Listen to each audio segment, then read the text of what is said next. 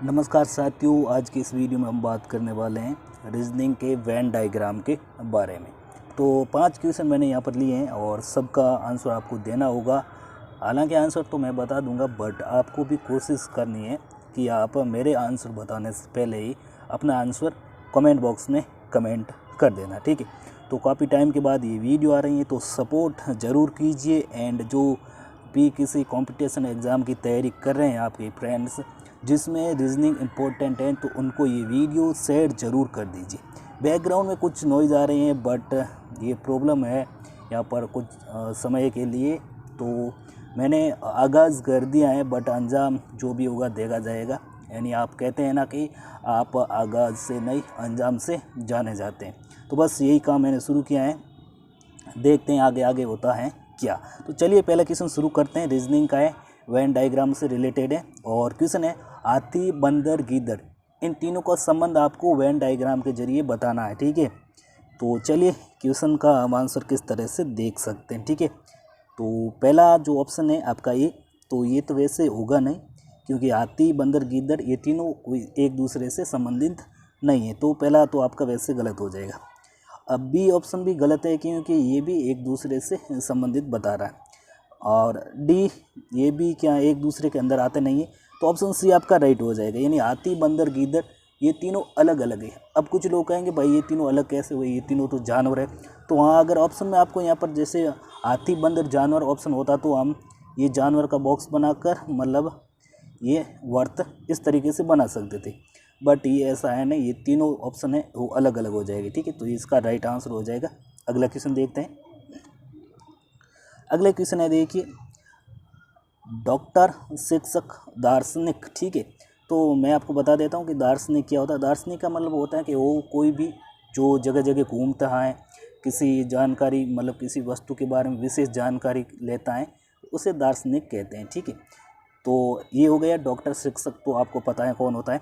तो इन तीनों में क्या संबंध हो सकता है। अब आप कहेंगे भाई डॉक्टर, शिक्षक, दार्शनिक ये तीनों अलग हो सकते हैं, बट ऐसा नहीं है, क्योंकि एक डॉक्टर भी कहीं जाकर घूम सकता है, चीज़ों के बारे में जानकारी ले सकता है, शिक्षक भी ऐसा कर सकता है। तो ऑप्शन ए गलत हो जाएगा। डी भी आपका क्या है, गलत हो सकता है। ऑप्शन बी, ठीक है, बी गलत हो सकता है, बट बी गलत नहीं होगा, क्योंकि भाई शिक्षक है वो डॉक्टर और दार्शनिक दोनों हो सकता है, दार्शनिक है वो शिक्षक और डॉक्टर दोनों हो सकता है, डॉक्टर है शिक्षक और दार्शनिक दोनों हो सकता है। तो ऑप्शन बी आपका राइट हो जाएगा, ठीक है। डी गलत होगा, क्योंकि ये इन दोनों में कोई संबंध नहीं बता रहा है, इस वाले में इस वाले में। तो ये तीनों एक दूसरे से संबंधित है, इसलिए तीनों वाला जो है ये आपका राइट हो जाएगा, ठीक है। अगला क्वेश्चन देखते हैं। अगला क्वेश्चन है दोस्तों, पुरुष, सिपाही, सांप, ठीक है। तो पुरुष और सिपाही ये तो आप एक दूसरे से कनेक्ट कर सकते हैं, बट सांप अलग है। तो देखिए, अब सिपाही है वो सभी पुरुष सिपाही नहीं हो सकती, जैसे कि ये पुरुष हैं तो कुछ पुरुष ये सिपाही हो गए और सांप ये अलग है। तो ये वाला जो ऑप्शन होगा, यानी ऑप्शन नंबर डी आपका राइट हो जाएगा। ए, बी, सी ये तीनों गलत हो जाएंगे। आप इस पर थोड़ा रिसर्च करके देख लीजिए कि किस तरीके से ये ठीक ठाक बैठता है, ठीक है ना। तो वही आपका राइट होगा। यानी इसमें अगर आप प्रैक्टिस करते रहेंगे ना, तो आपका क्या है, आंसर हमेशा राइट होगा। प्रैक्टिस की आपको सख्त ज़रूरत है, ओके। तो देख लीजिए, अगला है शिक्षक, पुरुष, मानव। अब तीनों का अगर आप देखेंगे ए, बी, सी, डी कौन सा होगा, ठीक है। शिक्षक, पुरुष, मानव, तो ये एक दूसरे से कनेक्ट तो हैं थोड़े बहुत, ठीक है ना। तो ये वाला तो गलत हो जाएगा, और तीनों कनेक्ट है या फिर नहीं ये देखते हैं, ठीक है ना। अब ज़्यादातर इसका ऑप्शन बी राइट कर देंगे, बोलेंगे मानव के अंदर पुरुष आते हैं और पुरुष के अंदर शिक्षक आते हैं, लेकिन बी गलत होगा। कैसे, मैं आपको बताता हूँ। जैसे ऑप्शन डी देखिए, ये जो है ये मानव है, ठीक है, और ये हो जाएगा पुरुष, क्योंकि पुरुष है वो मानव के अंतर्गत आते हैं। अब सभी पुरुष शिक्षक नहीं हो सकते, कुछ पुरुष हैं वो शिक्षक है। तो ये वाला यानी ऑप्शन डी आपका राइट हो जाएगा, ठीक है। अगला क्वेश्चन देखते हैं। अगला क्वेश्चन क्या है। अगला क्वेश्चन है दोस्तों, एशिया, चीन, भारत। अब देखिए, option A, option B, option C और ऑप्शन डी। अब कुछ लोग कहेंगे भाई एशिया अलग है, चीन अलग है, भारत अलग है। जिनको थोड़ा बहुत नॉलेज नहीं है वो यहाँ पर गलती करके ऑप्शन ए राइट कर देते हैं, बट ये गलत हो जाएगा। ऑप्शन बी ये भी गलत हो जाएगा, क्योंकि एक दूसरे से कनेक्ट वैसे भी है नहीं, ठीक है। चीन और भारत एक दूसरे से कनेक्ट नहीं है, तो ये गलत हो जाएगा। ऑप्शन डी ये भी कनेक्ट वाली बात है तो गलत है। अब ऑप्शन सी कैसे सही होगा, देखिए ये एशिया है, ठीक है। एशिया का मतलब एक ऐसा है स्थान, आप कह सकते हैं, आपको पता ही होगा एशिया के बारे में, नहीं है तो आप गूगल पर सर्च कर दीजिए एशिया क्या है, ठीक है। तो एशिया के अंदर 50 देश हैं, कितने देश, 50 है, जिनमें चीन भी है, भारत भी है और भी कुछ देश इसमें हैं। तो चीन और भारत एशिया के अंदर आते हैं, बट ये दोनों अलग है। एशिया और चीन में कोई भी मेल भाव नहीं है, ठीक है, ये दोनों अलग अलग है। तो इस तरीके से ये ऑप्शन सी आपका राइट हो जाएगा। अगला क्वेश्चन, तो वैसे ये क्वेश्चन आपके लिए है क्योंकि ये जो क्वेश्चन है वो वेन डायग्राम से थोड़ा अटके है, ठीक है। तो चलिए इसको भी हम देखने की कोशिश करते हैं, क्या हम इसको सॉल्व कर पाते हैं या नहीं, ठीक है। मुझे इसके बारे में पता नहीं है, PDF बनाने वाले को ही पता होगा कि ये इसका आंसर क्या होगा। तो देख लेते हैं क्या होगा इसका आंसर। बोल रहा है कि सुरेश की वर्तमान आयु रमेश की वर्तमान आयु की चौगुनी है, यानी 4 गुना, ठीक है, 4x कह सकते हैं आप। 4 वर्ष बाद सुरेश की आयु कितने वर्ष होगी यदि तब रमेश की आयु 12 वर्ष है।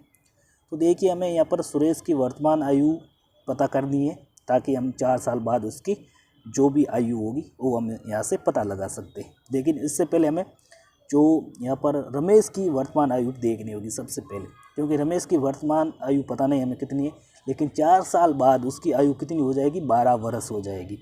तो इसका मतलब 4 साल बाद 12 वर्ष होगी, तो आज उसकी आयु कितनी है, ये सिंपल बात है, 8 वर्ष, ठीक है।